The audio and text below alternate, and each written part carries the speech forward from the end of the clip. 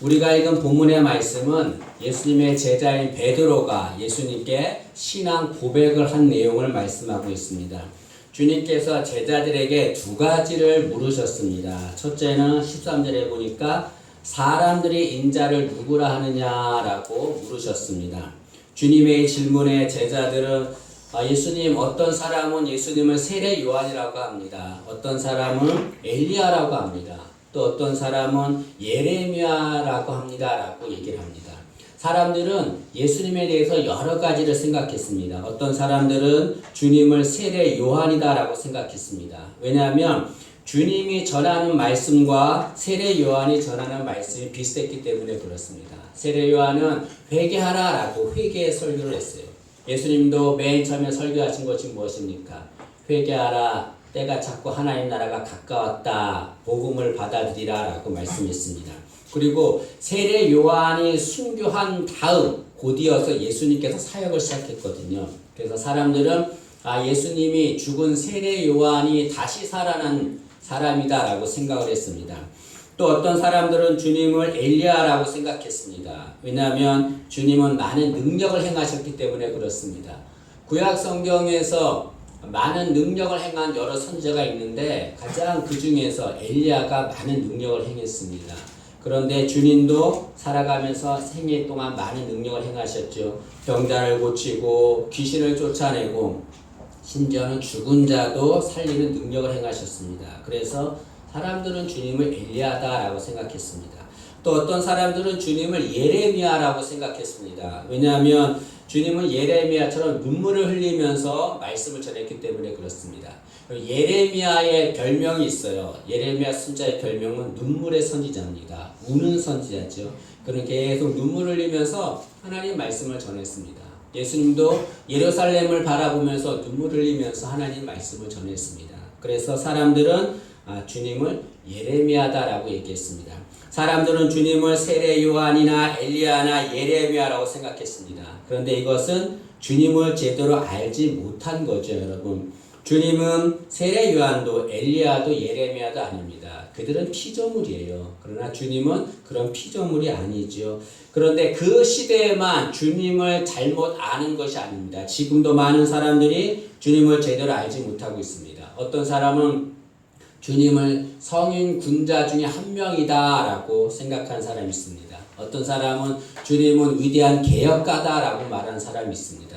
이슬람에서는 주님을 선지자 중에 한 명이다 라고 얘기합니다.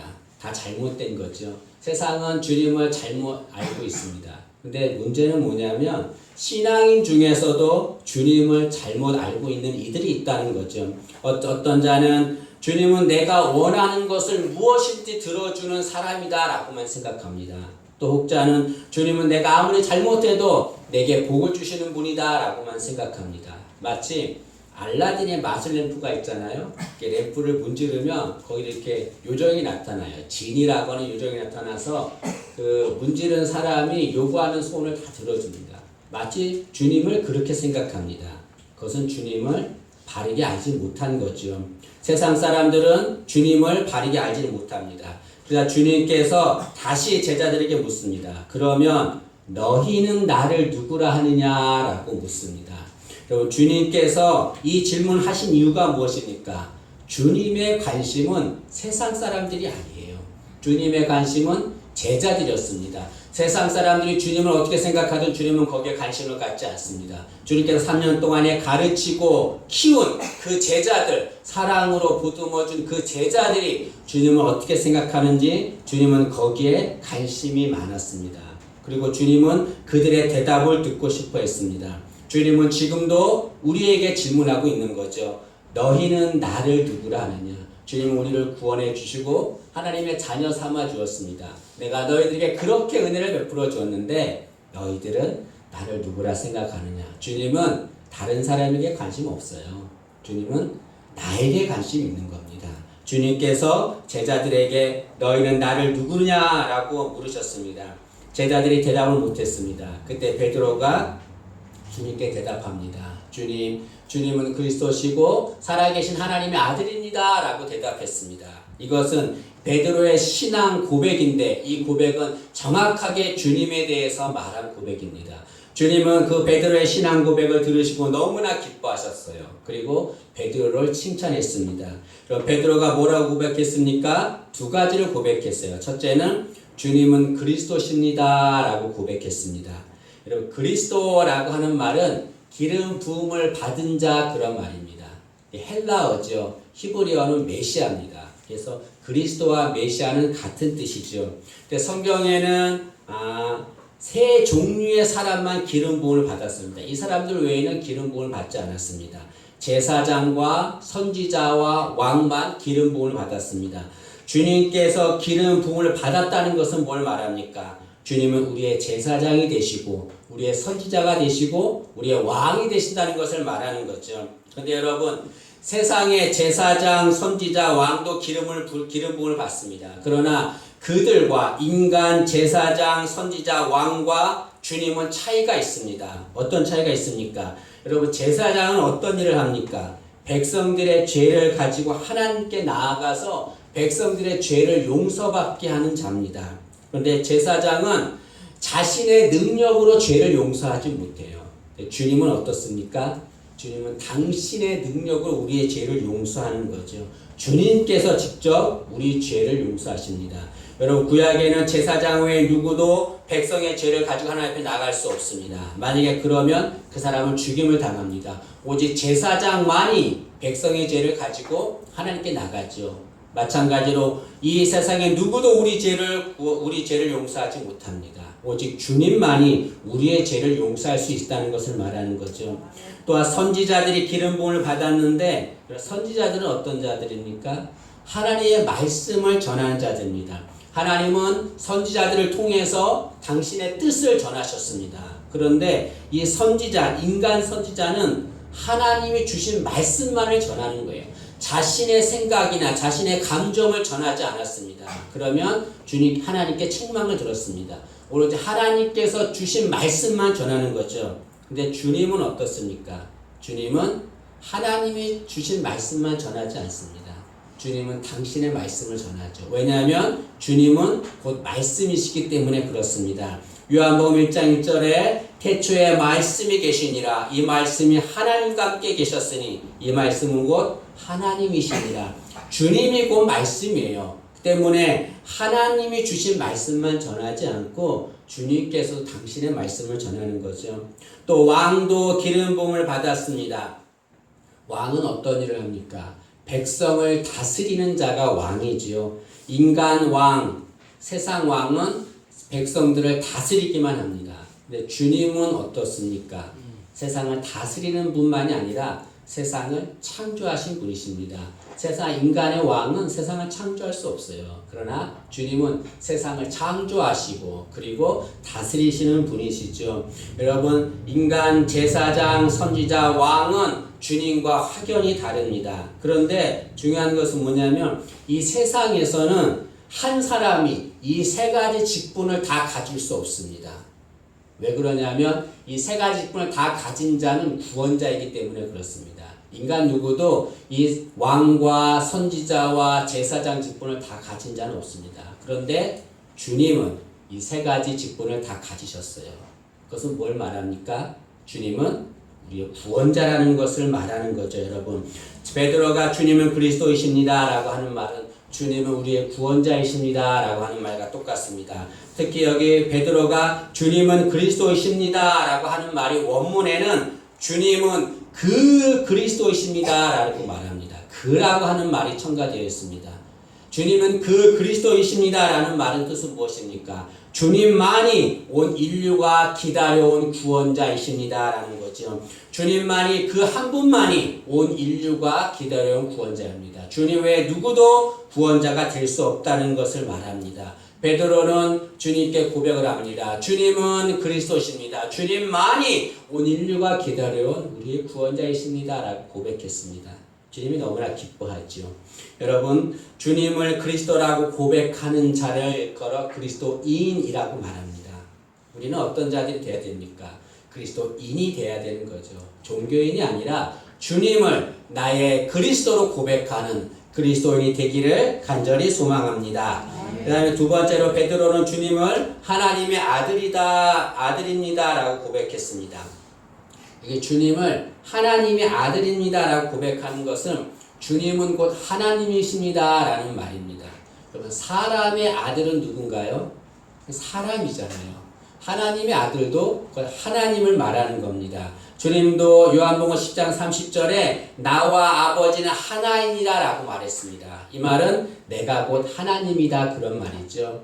또 하루는 예수님의 제자인 빌립이 예수님께 예수님 우리에게 하나님을 보여주세요 라고 요청합니다. 그때 주님께서 뭐라고 말합니까? 빌립아 네가 나와 함께 있으면서 아직 하나님을 찾느냐? 나를 본 것이 곧 아버지를 본 것이다. 다시 말하면 내가 곧 하나님이다 라고 말씀하셨습니다. 주님은 하나님이신 거죠. 베드로는 주님은 하나님의 아들입니다. 하나님이다 라고 고백했습니다. 그런데 베드로가 그 하나님의 아들이십니다 라고 고백하기 그 앞서 뭐라고 말합니까? 어떤 하나님의 아들이라고 했습니까? 베드로는 살아계신 하나님의 아들입니다 라고 고백했습니다. 그냥 하나님의 아들이 아니라 살아계신 하나님의 아들이다 라고 말했습니다. 이것은 주님은 살아계신 분이라는 거죠. 주님은 살아계시다는 것은 두 가지를 말합니다. 그것은 주님 우리에게 생명을 주시는 분이라는 걸 말합니다. 또 하나는 주님은 생명의 근원이 되신다는 것을 말합니다. 주님만이 우리에게 생명을 주십니다. 주님에게만 생명이 있습니다. 주님은 그 생명을 우리에게 주시는 거죠. 세상 어떠한 자도 우리에게 생명을 줄 수 없습니다. 왜냐하면 그들은 구원자가 아니기 때문에 그렇습니다. 주님은 우리에게 생명을 주셨습니다. 그러나 우리에게 생명을 주시기 위해서 어떻게 했습니까? 그냥 아무렇게나 주지 않았어요. 편하게 주지 않았습니다. 그 생명을 주시기 위해서 주님은 엄청난 대가를 치르셨습니다. 그 대가가 무엇입니까? 십자가에서 말없이 당신의 생명을 버리신 거죠. 당신의 생명을 버리셨기 때문에 우리가 생명을 받게 된 것입니다. 베드로는 주님께 고백합니다. 주님은 우리에게 생명을 주신 하나님이십니다 라고 고백한 거죠. 주님은 그 말을 듣고 너무나 기뻐했습니다. 여러분 중요한 것이 있어요. 중요한 것은 베드로가 주님께 신앙 고백을 했는데 어느 곳에서 신앙 고백을 했느냐 그것이 중요하죠. 베드로가 어느 곳에서 주님께 신앙 고백했습니까? 13절 말씀 보시면 예수께서 빌립보 가이사랴 지방에 이르러 제자들에게 물어 이르시되 라고 말합니다. 주님께서 빌립보 가이사랴에서 제자들에게 질문한 거죠. 그리고 베드로가 그곳에서 주님은 우리의 그리스도시고 살아계신 하나님의 아들입니다 라고 고백했습니다. 이 장소에서 주님을 구원자라고 고백한 것은 굉장히 중요합니다. 왜 그렇습니까? 이 빌립보 가이사라는 헤롯 대왕의 아들 빌립이 건설한 곳입니다. 이곳에는 많은 신전들이 있었어요. 근데 그 신전에는 로마 황제를 숭배하는 곳이 있었습니다. 그래서 백성들은 반드시 그곳에 가서 로마 황제를 구원자라고 고백해야 합니다. 로마 황제는 우리의 구원자입니다 라고 고백해야 합니다. 그걸 고백하지 않는 자나 로마 황제 외에 다른 이를 구원자라고 고백하는 자는 엄청난 불이익을 당했습니다. 그런 곳에서 베드로가 당당하게 고백하는 거죠. 로마 황제가 우리의 구원자가 아닙니다. 주님이 우리의 그리스도시고 하나님의 아들입니다 라고 고백하는 거죠. 여러분 이 세상에도 지금 황제 우상으로 가득합니다. 많은 사람들이 주님 외에 물질과 권력을 황제로 섬기며 그것들이 자신들을 구원한다라고 생각하고 있습니다. 그러나 여러분 그런 어떠한 것도 우리를 구원하지는 못합니다. 물질을 아무리 많이 가지고 있어도 그것이 우리를 구원하지 못합니다. 권력이 아무리 높다 하더라도 그 권력이 우리를 구원하지 못합니다. 여러분 실제로 로마 황제도 많은 물질과 권력이 있었지만 그는 그 자신도 구원하지 못했고 누구도 구원시키지 못하고 죽음을 맞이했습니다.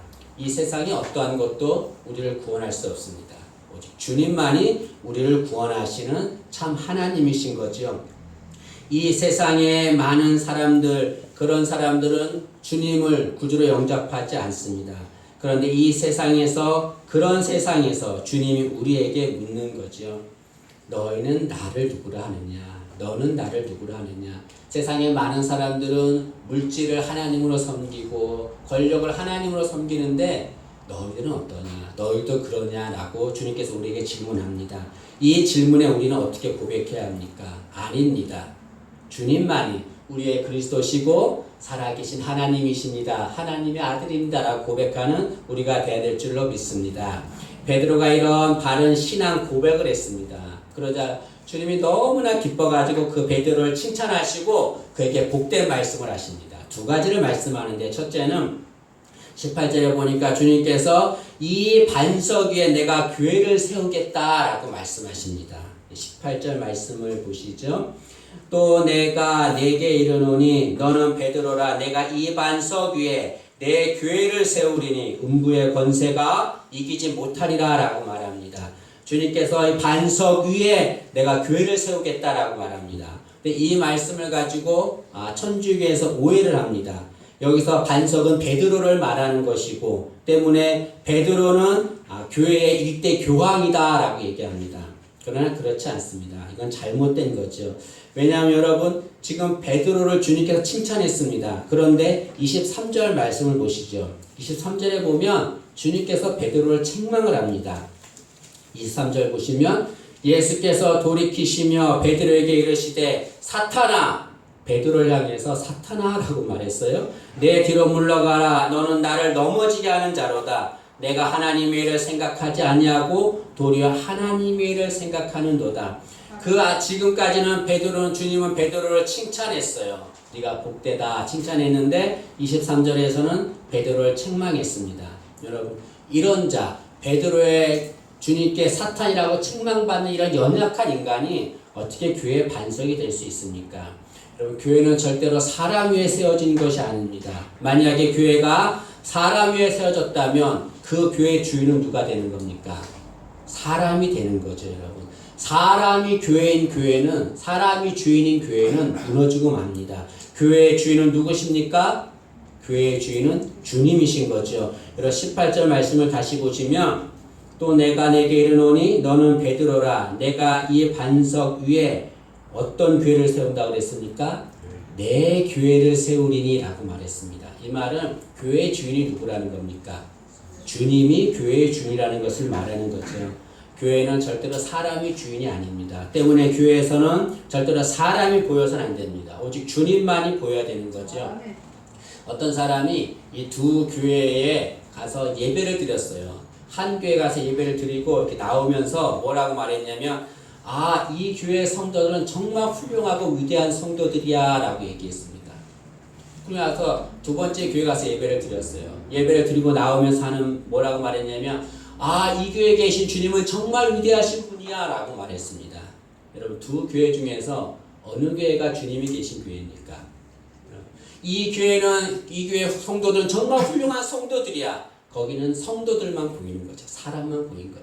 그러나 이 교회에 계신 주님은 정말 위대하신 분이야 라고 말하는 것은 그 교회 주님만 계신 거죠.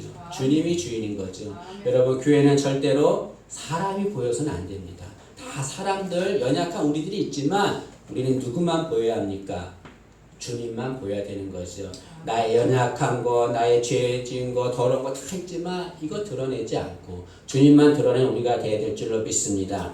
근데 여기 주님께서 베드로에게 이 반석 위에 교회를 세우겠다라고 말씀하신 것은 베드로 위에 교회를 세우겠다는 것이 아니라 베드로의 신앙 고백 위에 교회를 세우겠다는 걸 말합니다. 이 반석은 베드로의 신앙 고백을 말하는 거죠. 주님은 교회를 세우십니다. 어디에 교회를 세우십니까? 주님을 구원자로 고백한 자들, 그들 신앙 고백 위에 주님이 교회를 세우시는 거죠. 다시 말하면 주님에 대한 신앙 고백이 그 교회의 기초가 되는 겁니다. 신앙 고백 위에 세워진 교회는 절대로 무너지지 않습니다. 왜냐하면 주님이 그 교회를 지켜주기 때문에 그렇습니다. 18절 하반절 말씀에 보면 주님께서 음부의 권세가 교회를 이기지 못한다라고 말씀하셨습니다. 음부의 권세는 사탄을 말하는 거죠. 교회가 세워진 후 2000년 동안에 사탄은 교회를 수없이 공격했습니다. 그런데 그 교회 중에서 무너진 교회도 있고 건재한 교회도 있습니다. 차이가 무엇입니까? 신앙 고백 없이 세워진 교회는 다 무너졌어요. 그러나 주님에 대한 바른 신앙 고백, 주님은 그리스도시고 살아계신 하나님의 아들입니다라고 그런 고백하는 그 신앙 고백에 세워진 교회는 절대로 무너지지 않았습니다. 주님이 지켜주기 때문에 그렇습니다. 음부의 권세가 이기지 못한다는 걸 뭘 말합니까? 두 가지를 말합니다. 첫째는 사탄은 한순간도 교회를 이길 수 없다는 것을 말합니다. 사탄이 아무리 공격해도 신앙 고백에 세워진 교회는 한순간도 이길 수 없는 겁니다. 또 하나는 사탄의 권세는 반드시 멸망한다는 것을 말합니다. 사탄은 지금도 교회를 공격하고 있습니다. 믿는 자를 공격하고 있습니다. 그러나 잠시뿐인 거예요. 마지막 날에 그 사탄은 반드시 멸망당하는 거죠, 여러분. 우리 옛사람 교회는 인간이 세운 교회 아닙니다. 우리의 신앙 고백 위에 세운 교회입니다. 앞으로도 신앙 고백 위에 든든히 세워가는 우리 교회 되기를 간절히 원합니다. 교회뿐 아니라 여러분 우리 인생도 주님에 대한 신앙 고백 위에 세워져야 합니다. 우리 가정도 신앙 고백 위에 세워져야 합니다. 그러면 신앙 고백에 세워진 그 인생, 그 가정, 그 교회는 절대로 사탄의 권세가 이기지 못합니다. 사탄의 권세가 있어도 주님이 지켜줄 줄로 믿습니다. 우리 가정을 바로 세우길 원합니까? 주님에 대한 신앙 고백이 있어야 합니다. 내 인생이 바로 세워지길 원합니까? 주님에 대한 신앙 고백이 우리에게 있어야 될 줄로 믿습니다. 또한 주님께서는 신앙 고백을 한 베드로에게 19절에 보니까 천국 열쇠를 주시겠다라고 말씀합니다. 19절 말씀을 보실까요? 내가 천국 열쇠를 내게 주리니 내가 땅에서 무엇인지 매면 하늘에서도 매일 것이요 내가 땅에서 무엇이든지 풀면 하늘에서도 풀리리라. 여기 천국 열쇠를 주신다고 그랬는데 이 천국은 교회를 말합니다. 열쇠인데 열쇠는 뭐 어떤 역할을 합니까? 문을 열고 닫는 역할을 하는 거죠. 어느 아파트 20층 넘는 아파트가 있었는데요. 어떤 사람이 자기 집이 이제 20층인데 엘리베이터가 고장났어요. 20층까지 걸어 올라갔어요. 근데 쭉 집 앞 문 앞까지 다시 갔다가 그 사람이 말없이 다시 내려옵니다. 왜냐하면 자기 아파트 열쇠를 안 가져왔거든요. 그러니까 다시 내려왔어요. 아무리 자기 집이 있어도 열쇠가 없으면 문을 열 수가 없습니다. 여기 천국 열쇠를 준다라고 말합니다. 교회를 열고 닫을 수 있는 권세를 준다는 것을 말하죠. 근데 이것을 오해해서는 안 됩니다. 천국 열쇠를 주겠다는 말을 오해해서 교회를 내 마음대로 다스린다라고 생각해서는 안 되는 거죠. 여기 천국 열쇠를 주겠다라고 하는 것, 교회를 열고 닫을 수 있는 권세를 주겠다고 하는 것은 베드로가 전하는 복음을 통해서 교회의 존립이 결정된다는 것을 말합니다. 다시 말하면 복음이 선포되면 그곳에 교회가 세워지는 거예요. 열쇠가 천국 문이 열려지는 거죠. 그러나 복음이 전파되지 않으면 거기에 교회는 세워지지 않습니다. 교회가 닫혀지는 것을 말합니다. 여러분, 주님에 대한 바른 신앙 고백을 가진 자, 그런 자가 복음을 전하면 그것에 교회가 세워지게 될 줄로 믿습니다. 여러분, 신앙에서 중요한 것이 무엇입니까? 신앙에서 중요한 것은 주님과의 바른 관계예요. 어떤 사람은 신앙생활에서 열심히 일만 하려고 합니다. 그러면 주님이 기뻐할 거라 생각하는데 물론 좋아하시겠죠. 그러나 정말 근본적으로 주님이 원하시는 것은 일이 아니에요. 관계입니다. 관계. 그런데 그 관계는 어떻게 하면 맺어질 수 있습니까? 바른 신앙 고백을 해야 주님과 바른 관계를 맺게 될 줄로 믿습니다. 우리 모두가 다 베드로처럼 이런 바른 신앙 고백해서 주님과 바른 관계 맺기를 원합니다. 혹자는 이렇게 말할 수 있습니다. 주님께 바른 신앙 고백을 하고 싶은데 나는 연약합니다. 나는 믿음이 부족합니다. 그래서 베드로처럼 신앙 고백을 하지 못합니다. 라고 말하는 이들이 있습니다. 그렇지 않습니다. 누구도 베드로처럼 신앙 고백을 할 수 있습니다. 주님께서 베드로가 신앙 고백을 하자 주님이 베드로를 칭찬했는데 그 베드로를 주님이 뭐라고 부르셨냐면 17절 말씀을 보세요. 17절 보시면 예수께서 대답하여 이르시되 바요나 시몬아 내게 복이 있도다 라고 말합니다. 여기 베드로를 뭐라고 불렀냐면 바요나 시몬아라고 불렀어요. 여기 바요나에서 바는 누구누구의 아들 이런 말입니다. 바요나 그러면 요나의 아들 그런 말이죠. 그러면 여러분 베드로가 요나의 아들입니까? 아니지요. 베드로는 요한의 아들입니다. 요한복음 21장에 주님께서 베드로에게 요한의 아들 시몬아 네가 나를 사랑하느냐라고 물었어요. 베드로는 요한의 아들이에요. 근데 주님께서는 베드로를 요나의 아들이라고 말했습니다. 그럼 주님께서 베드로가 누구의 아들인지 몰라서 요나의 아들이라고 말했습니까? 아니면 이걸 기록한 사람이 잘못 기록해서 요한의 아들을 요나의 아들로 잘못 기록한 것입니까? 여러분 여기서 바요나라고 하는 말은 헬라어가 아니에요. 이건 아람어입니다. 바요나라고 하는 뜻은 과격한 자 그런 뜻입니다. 다시 말하면 바요나 시모나 이 말은 과격한 자 시모나 그런 말이죠. 베드로는 과격한 자였어요. 주님이 겟세마네 동산에 기도할 때에 사람들이 예수님을 붙잡으러 오자 베드로가 칼로 그 중에 한 사람의 귀를 잡을 만큼 과격한 자였습니다. 그렇게 과격한 베드로가 지금 신앙 고백을 하고 있는 거죠. 베드로가 이렇게 과격한 베드로가 신앙 고백을 했다면 우리도 신앙 고백을 할 수 있다 말할 수 있습니다. 연약하고 부족해도 베드로처럼 충분히 주님에 대한 신앙 고백을 하게 될 줄로 믿습니다. 말씀을 마치겠습니다. 여러분 베드로는 어쩌면 우리의 모습인지 모르겠습니다. 베드로가 주님께 주님은 그리스도시고 살아계신 하나님의 아들입니다 라고 고백해서 칭찬 들었던 것처럼 우리도 베드로처럼 그런 고백을 해서 주님께 칭찬받기를 간절히 소망합니다.